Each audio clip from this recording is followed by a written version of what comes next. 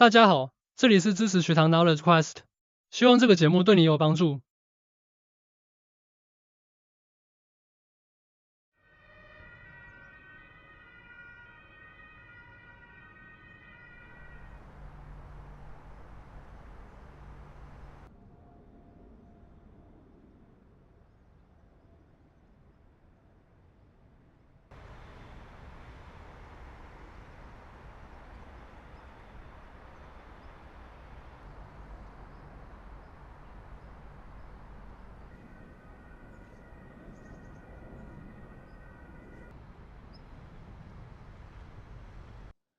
We are not pre-committing to a particular rate path.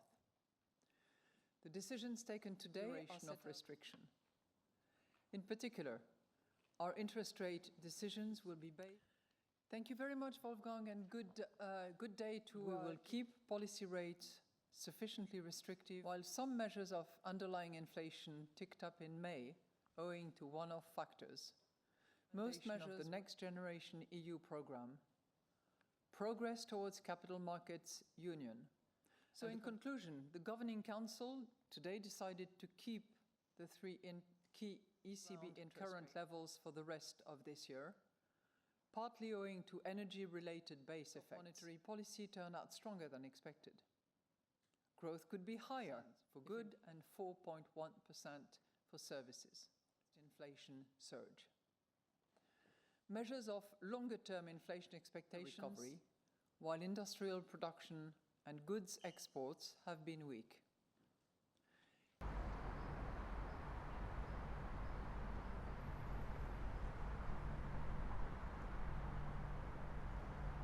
The Governing Council today decided to keep the three key ECB interest rates unchanged. The incoming information broadly supports our previous assessment of the medium-term inflation outlook. While some measures of underlying inflation ticked up in May, owing to one-off factors, most measures were either stable or edged down in June. In line with expectations, the inflationary impact of high wage growth has been buffered by profits.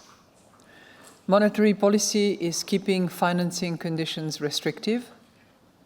At the same time, domestic price pressures are still high, services inflation is elevated, and headline inflation is likely to remain above our target well into next year. We are determined to ensure that inflation returns to our 2% medium-term target in a timely manner.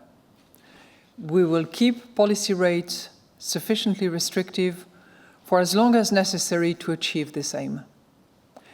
We will continue to follow a data-dependent and meeting-by-meeting approach to determining the appropriate level and duration of restriction.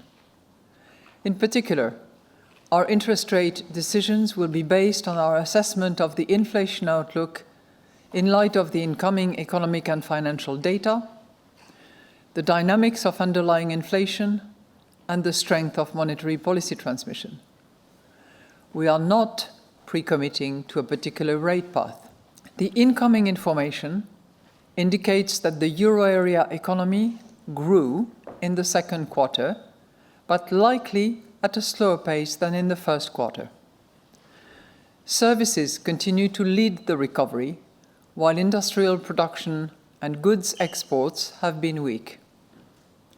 Investment indicators point to muted growth in 2024 amid heightened uncertainty. Looking ahead, we expect the recovery to be supported by consumption, driven by the strengthening of real incomes resulting from lower inflation and higher nominal wages. Moreover, exports should pick up alongside a rise in global demand. Finally, monetary policy should exert less of a drag on demand over time. Annual inflation eased to 2.5% in June from 2.6% in May. Food prices went up by 2.4% in June, which is 0.2 percentage points less than in May, while energy prices remained essentially flat.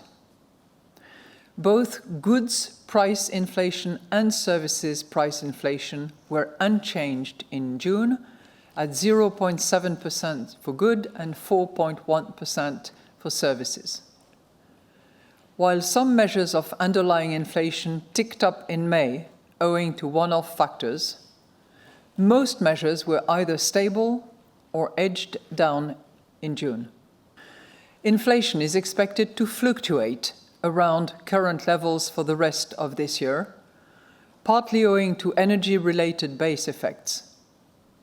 It is then expected to decline towards our target over the second half of next year, owing to weaker growth in labour costs, the effect of our restrictive monetary policy, and the fading impact of the past inflation surge. Measures of longer-term inflation expectations have remained broadly stable, with most standing at around 2%.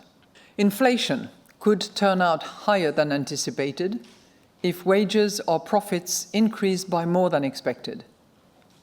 Upside risks to inflation also stem from the heightened geopolitical tensions, which could push energy prices and freight costs higher in the near term and disrupt global trade.